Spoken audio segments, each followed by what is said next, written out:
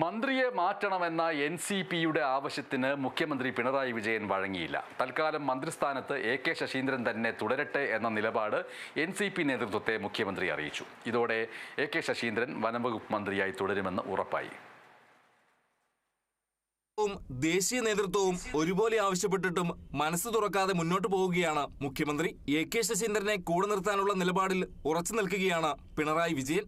Thomas K തോമസിന് പിന്നാലെ സംസ്ഥാന അധ്യക്ഷൻ പി.സി. ചാക്കോയും മുഖ്യമന്ത്രിയെ കണ്ട് ചർച്ച നടത്തിയിട്ടും നിലവിലെ സാഹചര്യത്തിൽ മന്ത്രിയെ മാറ്റാനാകില്ലെന്ന നിലപാട് മുഖ്യമന്ത്രി ആവർത്തിച്ചു.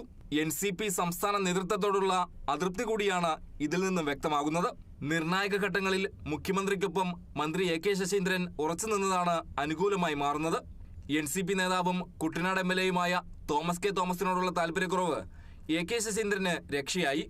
ദേശീയ നേതൃത്വം എ.കെ. ശശീന്ദ്രനെ മാറ്റണമെന്ന നിലപാട് മുഖ്യമന്ത്രിയോട് ആവർത്തിച്ചത് 2 പ്രാവശ്യമായിരുന്നു.